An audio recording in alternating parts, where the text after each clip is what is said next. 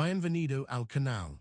Estoy tan contento de que estéis aquí hoy, porque la devocional de hoy no se trata solo de la fe que ya tenemos, esa fe inquebrantable que a veces parece tan distante. Se trata de algo mucho más profundo, más íntimo. Se trata de esperar. Se trata de preguntas. Se trata de aprender a confiar en una silenciosa certeza, incluso cuando el eco del silencio parece ser la única respuesta que recibimos. No vas a creer como Dios obró en esta historia. Why, lo que es aún más importante, como tal vez ya está obrando en la tuya, moviéndose en los lugares más inesperados, incluso en este mismo instante. A veces, la vida nos empuja a rincones oscuros, a esos momentos donde todo lo que creemos se desmorona a nuestro alrededor. Verdad. Nos encontramos de rodillas, con las manos juntas, y la voz quebrada, suplicando por una señal, una palabra, cualquier indicio de su presencia. Pero lo único que escuchamos es ese eco.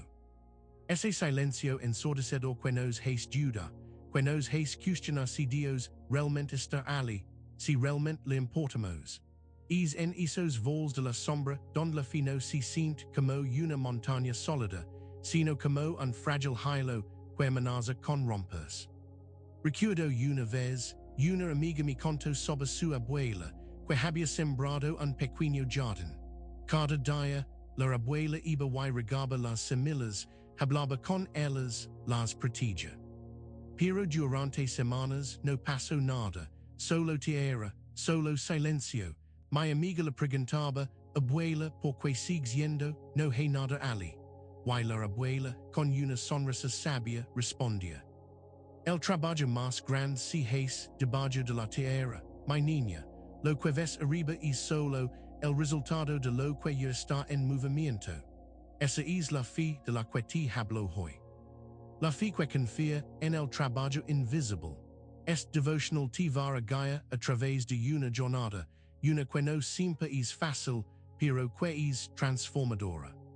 Desde el quebranto inicial que nos deja sin aliento, hasta la restauración que nos sorprende con su belleza. Vamos a explorar esas facetas del dolor humano que todos conocemos. La pérdida que nos deja vacíos, el miedo que nos paraliza, y ese silencio de Dios que a veces se siente como un abandono total. Pero también vamos a sembrar la esperanza. Una esperanza sostenida por una fe que no necesita ver para creer. Una fe que se aferra a las promesas divinas, incluso cuando todo parece oscuro. Alabanza hacia los momentos finales de nuestra conversación, te enfrentarás a una profunda invitación. Una invitación a confiar en el poder restaurador de Dios. Ese poder que puede tomar los pedazos rotos de nuestra vida y convertirlos en algo nuevo, algo hermoso. Y lo más increíble de todo es que él puede estar haciendo todo esto, moviéndose en las profundidades de tu ser, aunque nada, absolutamente nada, parezca moverse en la superficie aún. Prepárate para ver tu propia historia reflejada en cada palabra. Y rápido, si amas a Jesús y quieres fortalecer tu fe, asegúrate de suscribirte y activar la campanita para ver más videos como este. Ahora sigamos, amigos, quiero que se imaginen esto conmigo por un momento. Visualicen caminando por un sendero largo y polvoriento, bajo el sol implacable. No es un sendero cualquiera, es el sendero de su vida, y en su espalda cargan una mochila. Al principio, quizás no prestan mucha atención a esa mochila. Es ligeira, casi imperceptible. Pero a medida que avanzan, el camino se vuelve más arduo, el sol quema más fuerte, y con cada paso, sienten que la mochila se vuelve más pesada. Eso es porque, con cada desilusión, con cada adiós, con cada sueño roto, han estado añadiendo una piedra a esa mochila. Una piedra por la relación que se rompió. Otra por la oportunidad que se perdió. Una más por la esperanza que se desvanció, dejándolos en la oscuridad de la noche. Cada una de esas piedras representa una pérdida, un dolor, una carga que, sin das cuenta, han recogido a lo largo del camino. Y ahora el peso es casi insoportable. Recuerdo a María, una mujer cuya vida parecía desmoronarse a pedazos. Había perdido a su esposo en un accidente inesperado. Luego su negocio, el fruto de años de trabajo. Y finalmente, sentía que había perdido su propia identidad, su propósito. Cada vez que hablaba con ella, sentía la pesadez de sus palabras, como si cada frase viniera cargada de una docena de esas piedras metafóricas. Me decía, Padre, como puedo seguir, siento que levo el mundo entero sobre mis hombros. Su espíritu estaba quebrado. Y esa es la verdad para muchos de nosotros, no es así. Nos volvimos expertos en carga. Cargamos el dolor, la culpa, el arrepentimiento, el miedo al futuro. Lo tomamos todo, lo metimos en nuestra mochila invisible y seguimos adelante, pretendiendo que su peso no nos está doblando, que no nos está robando el aliento, que no nos está oscureciendo la luz de la esperanza que aún podría brillar. Pero por dentro, nos estamos desmoronando lentamente. Proverbios capítulo 13, verso 12 nos dice algo profundo sobre esto. La esperanza que se demora enferma el corazón. Pero árbol de vida es el deseo cumplido. ¿Cuántos de nosotros hemos sentido ese corazón enfermo, esa sensación de que la vida nos ha despejado de todo aquello que nos daba fuerza? La pérdida no solo nos quita algo, también nos quita la esperanza, y ahí es cuando el corazón comienza a doler de una manera que ni las palabras pueden expresar. La carga se vuelve dolor mental, emocional, espiritual. El verdadero peligro de esta carga es que no solo pesa sobre nuestros hombros, pesa sobre nuestro espíritu. Apaga esa chispa de alegría que alguna vez ardió tan vivamente dentro de nosotros. Nos hace dudar de la bondad de Dios, de su plan para nuestras vidas. Empezamos a creer que estamos solos, que somos los únicos que cargan estas piedras, y que no hay salida, no hay alivio. La solda de la carga puede ser tan pesada como la carga misma. Pero quiero que se detengan un momento. Quiero que sientan esa mochila virtual en su espalda, cuantas piedras han recogido sin das cuenta. Cuánto dolor innecesario han estado levando, quizás por años, por décadas. Porque el camino de la vida nos presenta pérdidas, no estamos destinados a cargar con ellas indefinidamente. Hay una diferencia entre la fe que permite que el dolor nos perfeccione y la carga que simplemente nos aplasta. Este peso que cargamos a menudo nos impide ver la mano de Dios, obrando en medio de nuestra aflicción. Nos ciega a las pequeñas luces de esperanza que Él coloca a nuestro alrededor. Nos hace sordos a su voz amorosa que nos llama a soltar, a descansar, a confiar. Y si les digo que hay una manera de aligerar esa carga, y si hay aquel que está esperando para ayudarles a vaciar esa mochila, piedra por piedra. Es un proceso que comienza con un reconocimiento profundo. Ese reconocimiento nos lleva a la pregunta que debemos hacernos honestamente.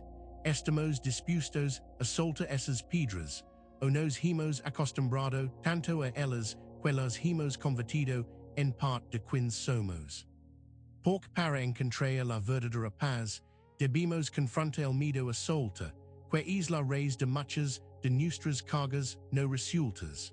La historia de Israel en el desierto es una de las narrativas más potentes y emotivas de la Biblia. Imaginen el fervor, la euforia cuando salieron de Egipto liberados de la esclavitud. La presencia de Dios era innegable, una columna de fuego de noche, una columna de nube de día.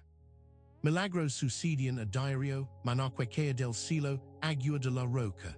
Se dirigen a la tierra prometida, un lugar de abundancia, de leche y miel. Parecía que su destino estaba claro, su camino trazado. Habían visto la mano de Dios con sus propios ojos, una y otra vez. Pero luego, el viaje de unos días se convirtió en 40 años de desierto. 40 años de vaga.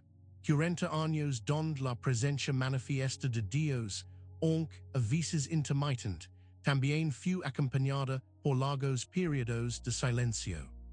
Pueden imaginar la desesperación, la frustración, la duda que se asentó en los corazones de esos israelitas.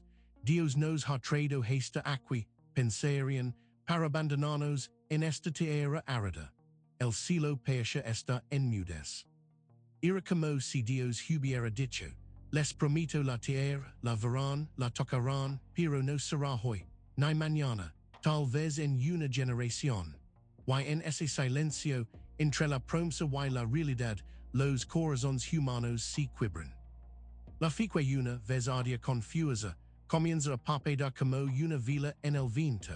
Las quejas y las rebeliones surgirán porque la gente esperaba una intervención inmediata, una respuesta instantánea, una señal constante de que Dios seguía allí, moviéndose por ellos. Y quien de nosotros no ha estado en ese desierto. Levantamos nuestras oraciones con profunda convicción, con la certeza de que Dios nos escucha. Pedimos por sanidad, por una guía en una decisión difícil, por paz en medio de la tormenta. Creemos en su poder, en su ama, pero luego el tiempo pasa. Y pasa un día, una semana, un mes, a veces años. Y todo lo que escuchamos es el eco de nuestras propias oraciones, rebotando en un cielo que parece celado, impenetrable. Ese es el silencio de Dios. No es un silencio vacío, no es un silencio de ausencia. A menudo, es un silencio que nos invita a profundizar, a buscar más allá de lo superficial. Pero en el calor de nuestro desierto personal, se siente como un abandono, verdad. Se siente como si nuestras promesas estuvieran siendo retrasadas, sin explicación, sin un porqué claro de Dios. Y la desesperación, anida en el corazón, susurrando mentiras de duda y desconfianza. El Salmo 22, verso 1, expresa este lamento de manera vívida. Dios mío, ¿por qué me has desamparado? ¿Por qué estás tan lejos de mi salvación, y de las palabras de mi clama? Es una expresión cruda y honesta del dolor humano, cuando se enfrenta al silencio divino. No es falta de fe cristiana, es parte de nuestra humanidad. Es en esos momentos que la fe se tensa, se estira, se ve obligada a encontrar raíces más profundas que la mera satisfacción instantánea de sus peticiones. Este silencio, esta tierra pronta de retrasada, nos fuerza a examinar el verdadero fundamento de nuestra fe. Confiamos en Dios solo cuando vimos las columnas de fuego y nube, o podemos confiar en Él incluso cuando el firmamento está en mudez, y la promesa parece distante como un espejismo en el desierto. Es una prueba de nuestra dependencia total en Él, no en sus manifestaciones. Nos enseña a discernir su presencia en formas más sutiles, menos llamativas. El silencio de Dios no es una negación de su ama, es una pedagogia divina. Es una forma en que Él moldea nuestro carácter, fortalece nuestra paciencia y profundiza nuestra relación con Él. Nos enseña a escuchar con el corazón cuando nuestros oídos no perciben nada. Nos prepara para apreciar la tierra pronta de una manera mucho más profunda cuando finalmente la alcanzamos, sabiendo el costo del viaje y la fidelidad de aquel que nos la prometió. Este periodo de espera, donde la respuesta de Dios parece tardar, es precisamente donde nuestra fe se purifica. Nos invita a un lugar de rendición total, donde dejamos de lado nuestras propias líneas de tiempo y abrazamos la soberanía divina. Nos fuerza a despejarnos de la autosuficiencia y a depender completamente de su gracia. En la quietud del desierto, sin distracciones, a menudo escuchamos la voz más clara de Dios, no en lo que dice, sino en lo que él está haciendo secretamente en nosotros y a través de nosotros. Este silencio es donde se siembran las semillas de una fe más profunda, una que no se basa en lo que vimos o escuchamos, sino en la certeza inquebrantable de su naturaleza. Permitid sentir la incomodidad de este silencio, porque es en esa incomodidad donde Dios está haciendo su trabajo más grande, invitándote a una confianza radical que te preparará para la siguiente verdad. La esperanza que resiste a pesar de la oscuridad. Imagina un pequeño pueblo en medio de una noche sin luna. La oscuridad es tan densa que parece tener peso asfixiante.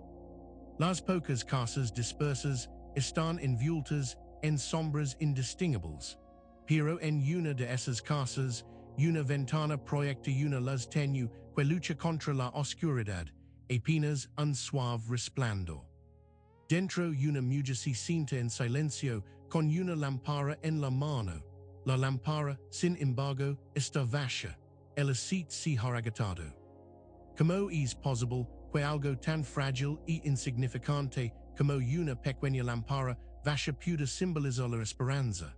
Porque es precisamente en ese vacío, en esa necesidad absoluta, donde la esperanza se convierte en algo más que un deseo. Se convierte en una expectación. La mujer no puede encender la lámpara sin aceite, pero ella no la ha desechado. La sigue sosteniendo, como si su mero acto de sostenerla invocara el aceite. Esto es la esperanza. Es la creencia profunda y arraigada de que, a pesar de que la lámpara esté vacía y la oscuridad prevalezca, aún hay una fuente, una provisión que está por llegar. La esperanza no es un optimismo ciego, no es negar la realidad del dolor o la pérdida. Es, de hecho, todo lo contrario. La esperanza reconoce la oscuridad, la siente en los huesos, pero se niega a dejar que esa oscuridad sea la palabra final.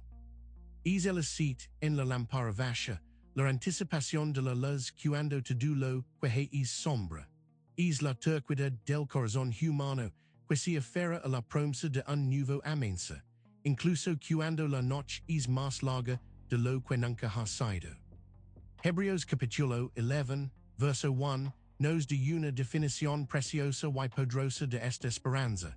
Es, pues, la fe la certeza de lo que se espera, la convicción de lo que no se ve. No dice que la fe es la certeza de lo que ya tenemos o de lo que podemos tocar. Dice que es la certeza de lo que esperamos, de lo que aún no ha llegado, de lo que reside en el futuro. Es la convicción de cosas que no vimos con nuestros ojos físicos, pero que percibimos con los ojos de nuestro espíritu. Pensemos en Job, ese hombre que lo perdió todo. Sus hijos, sus bienes, su salud, incluso el consuelo de su esposa y amigos. Su lámpara estaba más que vacía, pecha rota. Pero a pesar de todo el dolor, a pesar de las preguntas sin respuesta y el sufrimiento inexplicable, Job declaró en Job capítulo 13, verso 15, un poder inquebrantable de esperanza. Aunque él me mate, en él esperaré. Si dan cuenta de la fuerza de esa declaración, incluso si la situación era tan desesperada que la muerte parecía inminente, su esperanza en Dios no se extinguiría. Eso es el aceite en la lámpara vacía. Esta esperanza es la que nos permite seguir adelante cuando el camino es incierto, cuando el silencio de Dios se vuelve ensordecedor. Es la que nos susurra, no estás solo, hay más de lo que puedes ver. Es la que nos da la fuerza para levantarnos una y otra vez, incluso cuando hemos caído 1000 veces. Nos permite creer que, a pesar de las circunstancias desfavorables, Dios está trabajando, moviendo piezas que no podemos percibir, preparando el escenario para una restauración que nos sorprenderá. La esperanza que resiste no es pasiva, es activa, es como la mujer con la lámpara vacía, que no la abandona, sino que la prepara, la limpia, la tiene lista para cuando llegue el aceite. Sigue plantando semillas, sigue orando, sigue buscando el rostro de Dios, aunque todavía no vi la luz. Es una forma de resistencia espiritual, una declaración silenciosa, pero poderosa de que nuestra confianza está en aquel que es fiel. Y quizás ahora mismo, tu lámpara está vacía, quizás tu esperanza parpadea, amenaza con extinguirse, pero quiero que sepas que el mero acto de sostener esa lámpara, de decir la luz, ya es un acto de fe. Es un testimonio de que, a pesar de todo, tu espíritu aún anhela ver el poder de Dios manifestarse. Y es precisamente en ese anhelo donde la promesa de la restauración comienza a tomar forma, levando tu corazón hacia un encuentro con la presencia que lo trasciende todo. Después de la oscuridad, de la mochila pesada, de la lámpara vacía y de esa esperanza que se aferra a un hilo, llegamos a un punto crucial. Imaginen de nuevo esa noche sin luna, esa oscuridad densa. Y la mujer con la lámpara vacía, esperando con un anhelo casi doloroso. Pero esta vez, algo cambia. No es el amensa lo que lega, sino una presencia. Una presencia que no necesita luz externa para manifestarse, porque ella misma es la luz. Una presencia que se siente más como un toque, un abrazo suave que llena el vacío no solo de la lámpara, sino también del corazón. Esa es la presencia sanadora de Dios. Es el momento en que, después de un largo periodo de espera, de duda y de esperanza aferrada, sientes de nuevo su cercanía. No siempre viene con trompetas celestiales o una voz audible retumbando desde las alturas. A menudo, es un susurro al alma, una paz que sobrepasa todo entendimiento, que llega en medio de la tormenta, no después de ella. Es el reconocimiento íntimo de que no estás solo, de que nunca lo estuviste, incluso en el más profundo de tus desiertos. Pensemos en la historia de la mujer con flujo de sangre en el Nuevo Testamento, en Marcos capítulo 5, versículos 25 al 34. Esta mujer había sufrido por 2 años de enfermedad, de vergüenza, de aislamiento.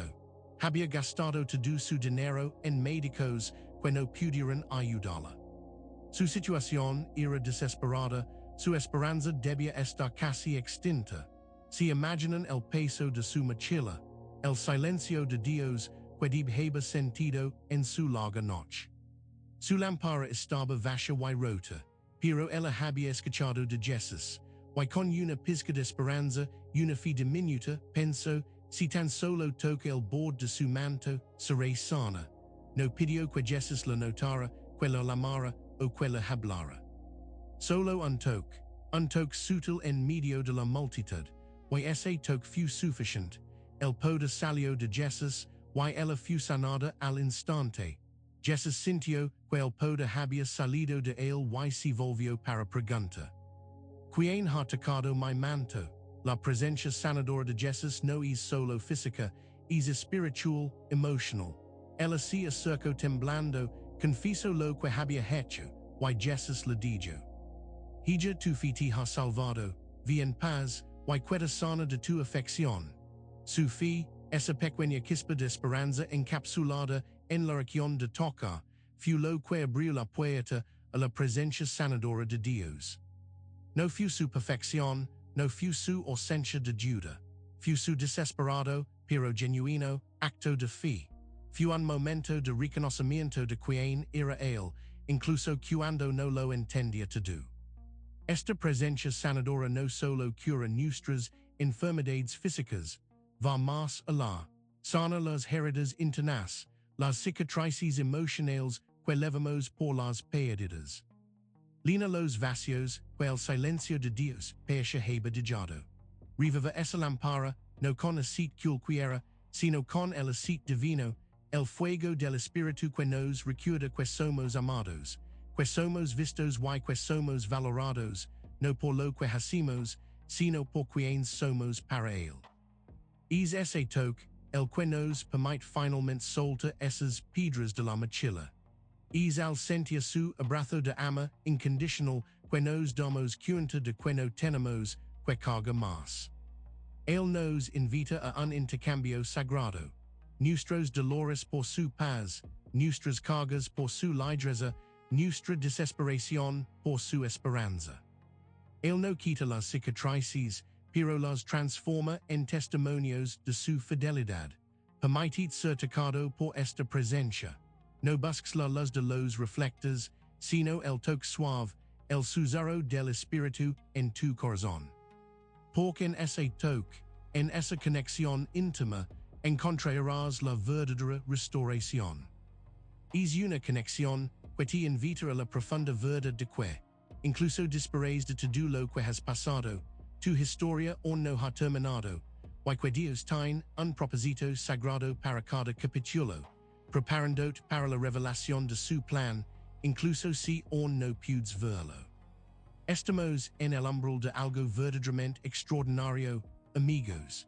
Hemos caminado desde el peso aplastante de la pérdida, a través de la inquietud del silencio de Dios, aferrándonos a la esperanza como un último suspiro, y hemos sentido el suave, pero profundo, toque de su presencia sanadora. Ahora quiero que nos detengamos un momento y consideremos el verdadero impacto de ese encuentro, ese toque divino. Es un proceso que no solo cura, sino que transforma, uno que cambia la esencia misma de lo que somos. Imaginemos por un momento la humilde oruga, un ser que se arrastra, lento y vulnerable, comiendo hojas. Su existencia es simple, su futuro predecible, más hojas, más arrastra. Pero el universo, y en este caso, el plan divino, tiene algo mucho más grandioso reservado para ella. Llega un momento en que la oruga se retira, se envuelve en su crisalida, un lugar de aparente inmovilidad, de aparente muerte. Desde afuera, quizás no parezca que está sucediendo nada. Solo silencio, solo espera. Pero dentro de esa crisalida, se está llevando a cabo una transformación radical, milagrosa. Sus tejidos se disuelven en una especie de sopa celular. Todo lo que era antes se deshace.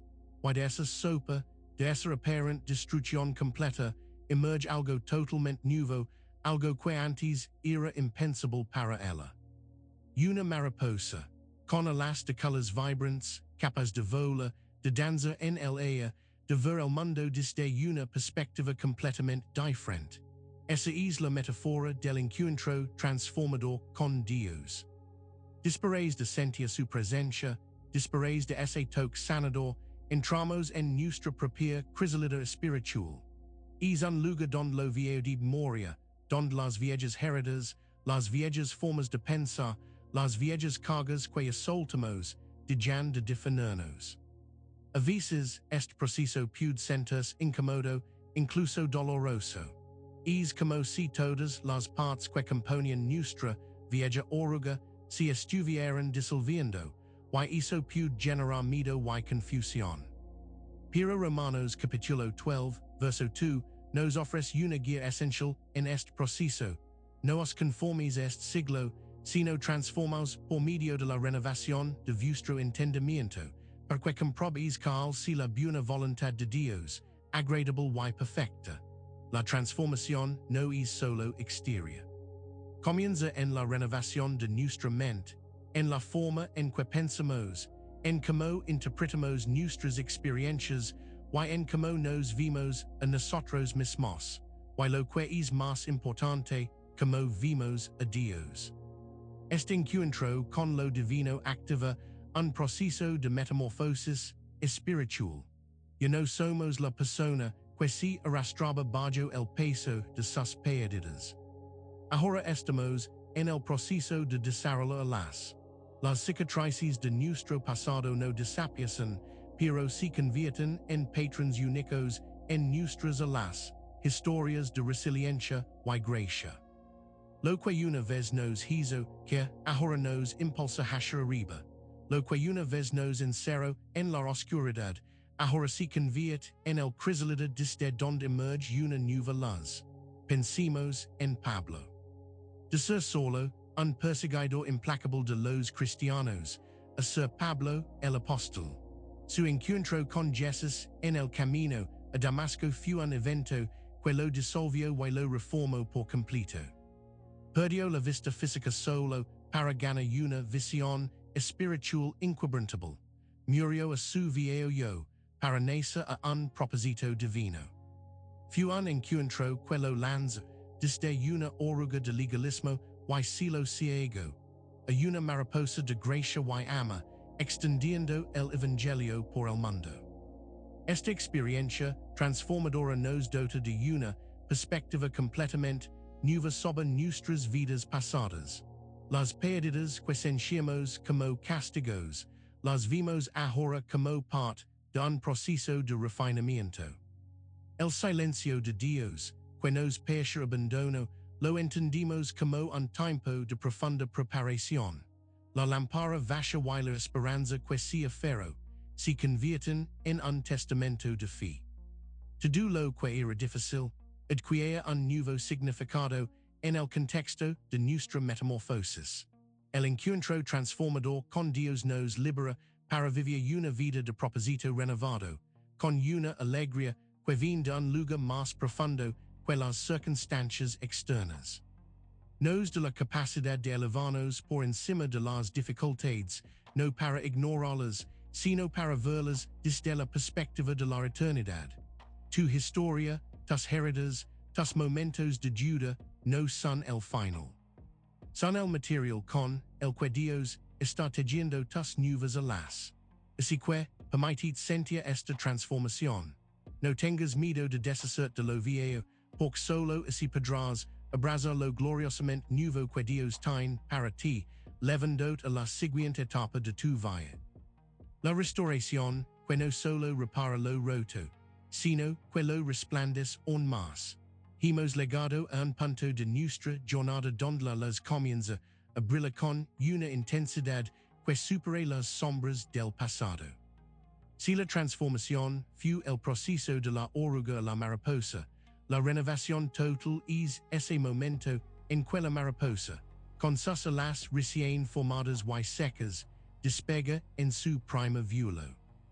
Es el milagro no solo de ser un ser nuevo, sino de vivir plenamente en esa nueva identidad, levando las marcas de la transformación con gracia y propósito.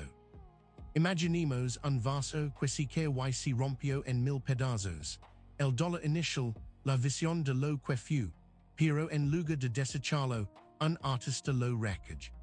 Con paciencia y habilidad, un cada fragmento, no solo con pegamento, sino con oro, siguiendo una antigua tradición japonesa llamada kintsugi.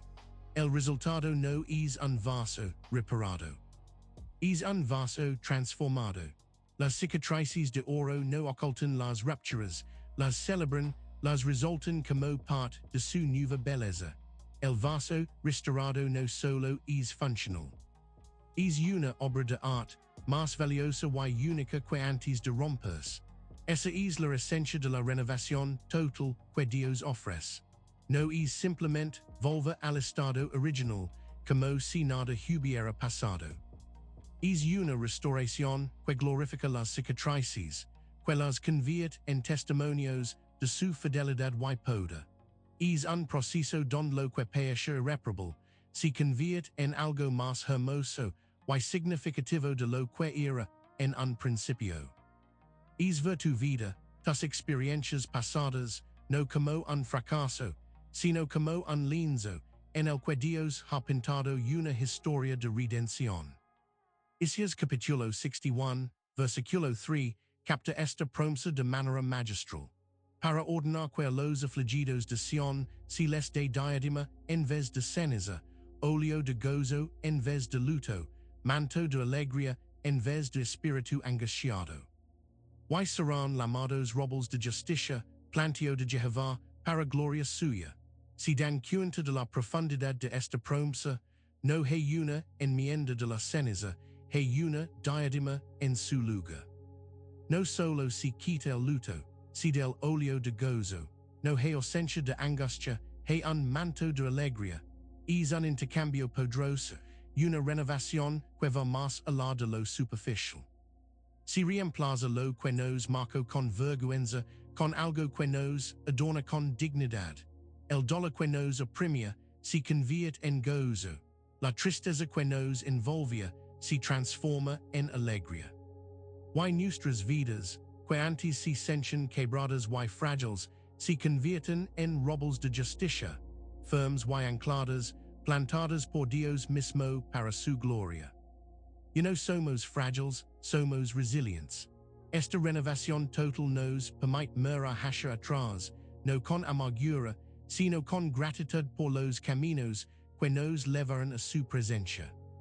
Las pérdidas no definen nuestra identidad, sino que se convierten en recordatorios de su capacidad para consolar el corazón destrozado.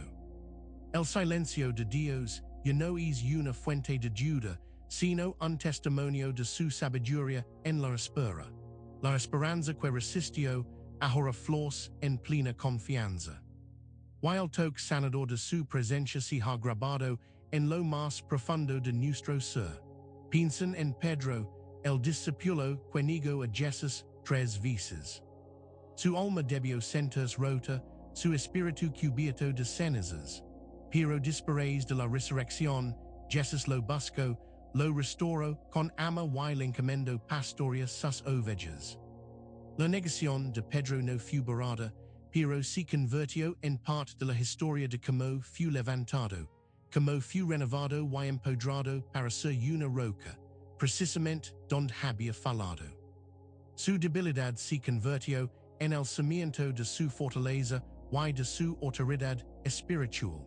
La renovación total es vivir desde un lugar de abundancia, incluso en medio de las pruebas.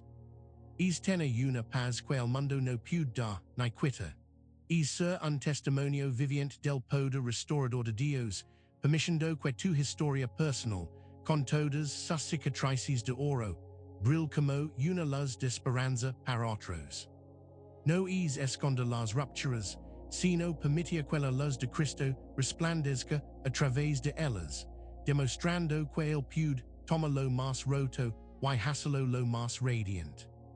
Y al llegar a este punto de plenitud, donde lo que una vez estuvo quebrado ahora irradia una belleza única, somos invitados a la siguiente etapa de nuestra devocional, una que nos permite ver la grandeza de esta renovación más allá de nuestra propia experiencia personal, mirando hacia el alcance universal de su amor incondicional en una cruz. Amigos, hemos viajado a través de los vols del dolor personal, el silencio y la esperanza, hasta la cumbre de una renovación milagrosa. Pero ninguna de estas experiencias estaría completa, ni tendría su verdadero significado y poder sin el evento central de la fe cristiana, la cruz. La cruz es la máxima expresión del amor incondicional de Dios, el punto donde el dolor más profundo se encuentra con la redención más gloriosa. Imaginemos por un momento la escena en el Calvario, no como una imagen lejana en un cuadro o una historia antigua, sino como una realidad visceral. El cielo oscuro, una oscuridad que no era solo atmosférica, sino que resonaba con el peso del pecado del mundo. El sonido de los martillos, el clamor de la multitud, las lágrimas silenciosas de aquellos que amaban a Jesús. En el centro de todo, un hombre, nuestro Salvador, su cuerpo quebrantado, su espíritu derramado. Este no fue un acto de violencia sin sentido. Fue el acto más deliberado y amoroso en toda la historia de la humanidad. Jesucristo, el Hijo de Dios, sin pecado, tomó sobre sí la totalidad de nuestra mochila de piedras. Cada pérdida, cada miedo, cada era, cada debilidad, cada momento de nuestro propio silencio ante Dios. Él llevó el peso de todo lo que nos aplastaba, y mucho más, para que nosotros no tuviéramos que llevarlo solos. Romanos capítulo 5, versículo 8, lo expresa de una manera que debería conmovernos hasta lo más profundo de nuestro ser, mas Dios muestra su amor para con nosotros, en que siendo un pecadores, Cristo murió por nosotros. Piensen en la implicación de esto. No murió por nosotros cuando fuimos perfectos, cuando nos habíamos ganado su favor. Murió por nosotros cuando aún estábamos en el proceso de cargar nuestras propias cargas, cuando aún estábamos perdidos en la oscuridad, cuando aún luchábamos con la duda y el silencio. La cruz es el lugar donde se llevó a cabo la expiación. Esa palabra tan profunda significa cubrir o hacer los peces. En la cruz, nuestro pecado, nuestra separación de Dios, no fue simplemente perdonada. Fue expiada, fue cubierto por la sangre de Cristo. Él pagó el precio total, el sacrificio final, para reconciliarnos completamente con un Dios santo. Es allí donde el abismo entre nosotros y la divinidad fue cruzado, no por nuestros propios esfuerzos, sino por su amor sacrificial. Y no solo expiación, sino redención. La redención significa comprar de vuelta. Estábamos esclavizados, cautivos de nuestras propias limitaciones y de las consecuencias del pecado. Pero en la cruz, Jesús pagó el precio de nuestro rescate. Nos compró de vuelta para Dios, nos liberó de la esclavitud.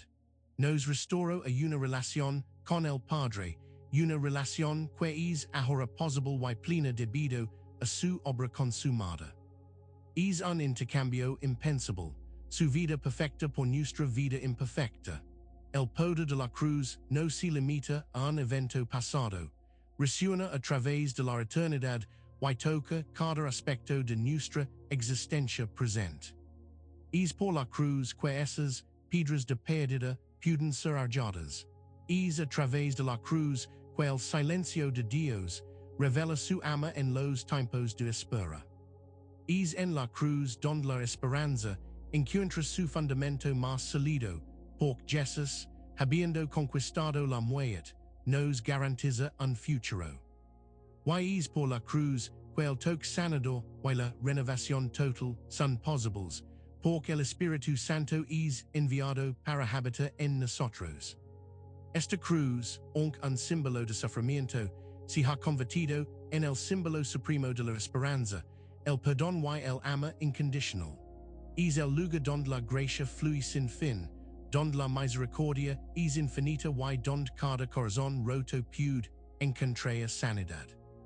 Es el lugar donde el que carga con el peso de la pérdida, y el que se pregunta en el silencio, puede encontrar consuelo y certeza. Si te sientes abrumado hoy, si aún sientes el peso de esa mochila, si aún buscas respuestas en el silencio, mira la cruz. No como un final, sino como el comienzo de tu propia historia de expiación y redención, que te lleva a la realización de que tus heridas no son el final, sino el prefacio de un poder más, que te invita a la siguiente verdad. La resurrección, donde la vida desafía la muerte misma. Hemos meditado en la profundidad del dolor, la espera y la asombrosa obra de la cruz. Ahora, amigos, permítanme llevarlos a la cumbre de toda nuestra fe, al evento que lo cambia todo, al milagro que resplandece más allá de cualquier oscuridad, la resurrección. Si la cruz fue el acto supremo de amor y expiación, la resurrección es la gloriosa promesa de una nueva vida que desafía a la muerte misma. Imaginemos ese primer domingo por la mañana. El sol comenzando a disipar la oscuridad de la noche. Las mujeres, con el corazón destrozado, se acercan a la tumba. Sus mentes están llenas de dolor de la imagen de un cuerpo sin vida.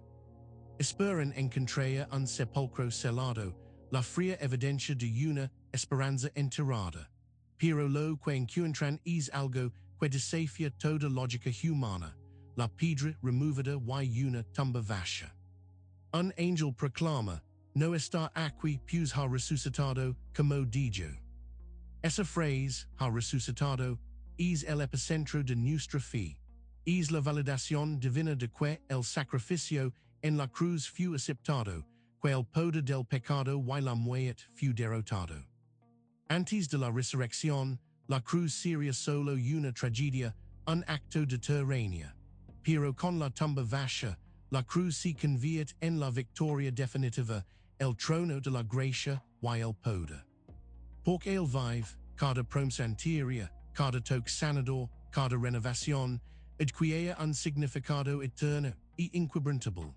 Primera de Corintios capítulo 15, versículo 20 nos declara esta verdad con autoridad.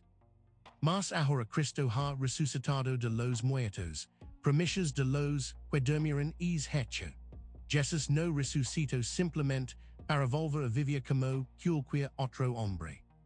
Él es las promesas, la garantía, la primera de una vasta cosecha de aquellos que, a través de él, también resucitarán a una nueva vida.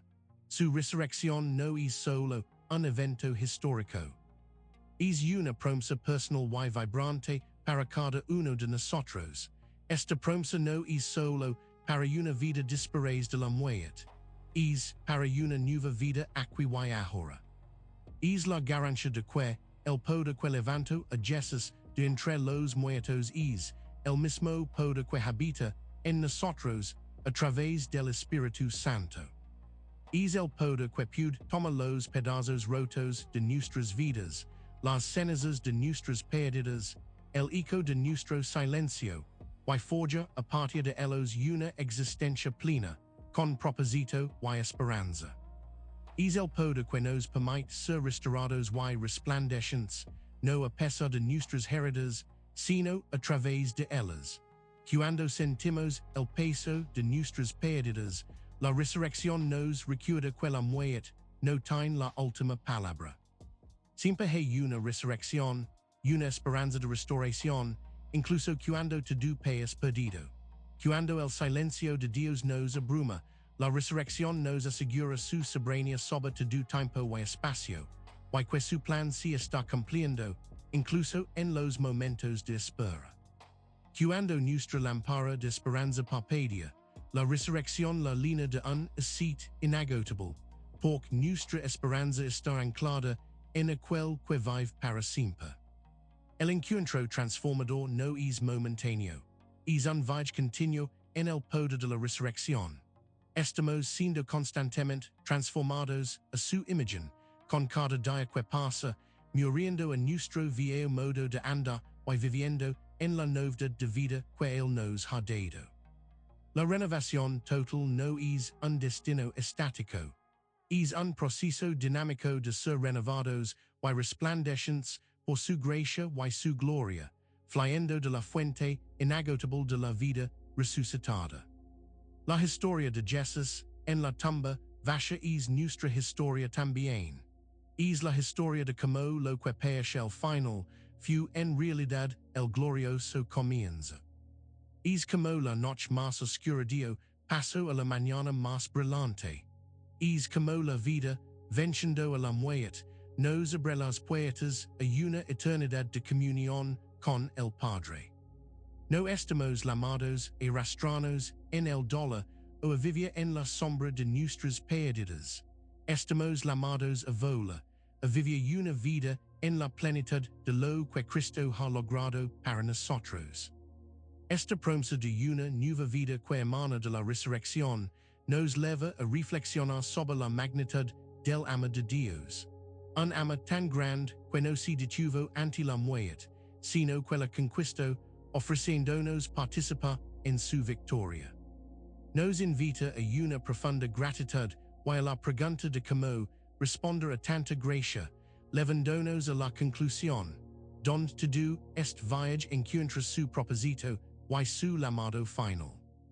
Amigos, hemos recorrido un camino profundo y emotivo juntos hoy. Desde el paso inicial de las piedras de nuestras pérdidas, a través del inquietante silencio de Dios, sostenidos por la esperanza que se aferra. Experimentando el toque sanador que inició nuestra transformación de oruga a mariposa, siendo restaurados y resplandecientes por su gracia. Todo ello anclado en la inmensidad del poder de la cruz y la gloriosa promesa de la resurrección. Ahora estamos en el punto donde todas estas verdades convergen en una plenitud que restaura todo. Imaginemos una vez más esa ciudad desolada después de una gran tormenta. Edificios derribados, calles inundadas, la vida detenida. Pero con el tiempo, la gente regresa. Reconstruyen no solo las casas, sino las comunidades. Surgen nuevos árboles, se siembran nuevos jardines. Y lo que una vez fue un lugar de desolación, se convierte en un lugar de nueva belleza, de resiliencia, de una vida más profunda y apreciada. La tormenta no se olvida, pero sus efectos se transforman en una victoria. La ciudad, aunque diferente, está más fuerte, más unida. Es la plenitud que restaura todo. Esta plenitud, a la que Dios nos invita, no es una ausencia de dolor o de dificultades futuras. No es un regreso a un Edén sin imperfecciones. Es, de hecho, mucho más profundo y más poderoso. Es la capacidad de experimentar paz, gozo y propósito, incluso en medio de las circunstancias inciertas. Es saber que, a pesar de lo que venga, nuestra ancla está firme en Jesús, y nuestra identidad está segura en él. Apocalipsis capítulo 21, versículos 4 y 5, nos pinta una imagen poderosa de esta restauración final y completa. Enjugará Dios toda lágrima de los ojos de ellos. Y no habrá muerte, ni habrá más llanto, ni clama, ni dolor, porque las primeras cosas pasarán. Y el que estaba sentado en el trono dijo: Y aquí yo hago nuevas todas las cosas. Esta es la máxima expresión de la plenitud que restaura todo. No solo se quita el dolor, se hace todo nuevo. Es una promesa que abarca la eternidad, pero que comienza a manifestarse en el aquí y el ahora. Cada paso que hemos dado en este devotional nos ha llevado a esta verdad central. Dios no solo nos salva del pecado, sino que nos salva a través de nuestras historias de quebranto. Él usa nuestras pérdidas para enseñarnos a soltar, nuestro silencio para enseñarnos a esperar anhelantes, nuestra esperanza para forjar fortaleza, su toque para transformar, y su gracia para renovarnos completamente a la luz de la cruz y la resurrección. Nuestras cicatrices se convierten en evidencia de su amor redentor, una parte integral de la nueva obra maestra que es nuestra vida. Esta plenitud nos invita a vivir una vida de propósito, no solo para nuestra propia joya, sino para ser un faro de esperanza para otros. Las lecciones aprendidas en el silencio, la fuerza encontrada en la desesperación, el gozo experimentado en la renovación. Todo esto se convierte en un testimonio viviente del poder restaurador de Dios. Tu historia, con todas sus complejidades, se convierte en un mensaje, un sermón silencioso pero impactante para aquellos que aún están cargando sus propias mochilas de piedras. No tienes que esperar a que todas tus circunstancias cambien para experimentar esta plenitud. Puedes comenzar a vivirla ahora mismo, al entregar a Dios cada parte de tu quebranto, al confiar en su proceso, al descansar en su promesa de hacer todas las cosas nuevas. Reconoce que su amor es tan grande que no solo te encuentra en el polvo, sino que te levanta, te sana y te hace resplandecer con su gloria. Así que te invito a que vivas en esta plenitud, que abraces tu historia con fe y que permitas que la obra de Dios en tu vida sirva de inspiración para otros que buscan esa misma restauración. Porque al hacerlo, no solo honras a Dios, sino que también continúas tu propio viaje, descubriendo cómo la fe, en su esencia más pura, es la clave para desentrañar los misterios de su plan. Hemos llegado al final de nuestra jornada espiritual, un viaje que nos ha llevado a través del dolor, la esperanza y la profunda restauración. Pero al final de todo, la verdad más poderosa que emerge es que todo, absolutamente todo lo que hemos explorado, se basa en una sola cosa, la fe. La fe es la clave, el lent a través del cual podemos comenzar a desentrañar los misterios del plan de Dios para nuestras vidas, incluso cuando no podemos ver más allá de la próxima curva del camino. Imaginemos un complejo mapa antiguo lleno de símbolos extraños y pasajes crípticos. País incomprensible, indescifrable. Intentamos entenderlo con nuestra lógica, con nuestros conocimientos limitados, pero sigue siendo un misterio. Sin embargo, hay una ley, un artefacto único que, cuando se presiona sobre las marcas correctas, revela mensajes ocultos, traza líneas invisibles, y enciende la ruta que lleva a un tesoro inimaginable. Esa ley es la fe. La fe no es solo creer en que Dios existe, es confiar activamente en él con cada fibra de nuestro ser, incluso cuando los misterios de su plan parecen oscuros y inescrutables. Es decir, Dios, no entiendo lo que está pasando en mi vida, no veo la salida, el silencio es ensordecedor, pero confío en que tú tienes un propósito, que tus caminos son perfectos, y que tu amor por mí es inquebrantable. Es una creencia que se convierte en acción, en dependencia. Segunda de Corintios capítulo 5, verso 7, nos dice, por fe andamos, no por vista. Esta es la esencia de desentrañar los misterios de su plan. Es vivir con la certeza de que Dios está obrando, incluso cuando nuestros ojos físicos no pueden ver su mano. Es dar un paso adelante en obediencia, incluso cuando el camino por delante está envuelto en neblina. Es confiar en su voz, aunque sea el susurro más suave en medio de un mundo ruidoso. Piensen en Abraham. Dios le dijo que dejara su tierra y fuera a un lugar que él le mostraría.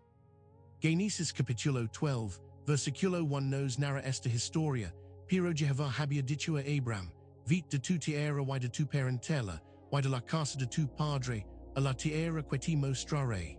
No le dio un mapa detallado, no le reveló todo el plan. Solo una promesa y una dirección general. Abraham no tenía todos los detalles, no tenía todas las respuestas, pero tuvo fe, y por esa fe se puso en camino, confiando en que Dios lo guiaría. Su obediencia basada en la fe desató el cumplimiento de un plan que cambió el curso de la historia. El plan de Dios no siempre se revela en su totalidad de una sola vez. A menudo viene en fragmentos, en pequeños destellos de luz que nos guían al siguiente paso, a la siguiente verdad. Es como un rompecabezas divino que se arma pieza por pieza, y cada pieza requiere nuestra fe para ser colocada correctamente. El misterio no es un obstáculo para la fe, es el campo de juego donde la fe se fortalece y se profundiza. Es a través de la fe que nuestras piedras de pérdida se transforman en escalones hacia una comprensión más profunda de su redención. La fe nos permite ver el silencio de Dios, no como una ausencia, sino como un lienzo en blanco donde él está pintando sus propósitos divinos. La fe convierte la lámpara vacía en un faro de esperanza inquebrantable, y el toque sanador en el inicio de una transformación y renovación que culmina en la plenitud que restaura todo ello asegurado por la cruz y la resurrección. Así que, amigo, te animo a abrazar la fe no como una muleta, sino como la fuerza motriz de tu caminar con Dios. Permite que sea la lente que te ayude a ver más allá de tus circunstancias actuales, a percibir el majestuoso y misterioso plan que él tiene para ti. Entrega tus preguntas, tus dudas, tus anhelos, porque es en esa entrega de fe donde los misterios comienzan a desentrañarse, y la gloria de su voluntad se revela de una manera que excede todo lo que podrías haber imaginado. Si este video te conmovió, compartilo, y no olvides suscribirte y activar la campanita para ver más videos diarios. Nos vemos en el próximo.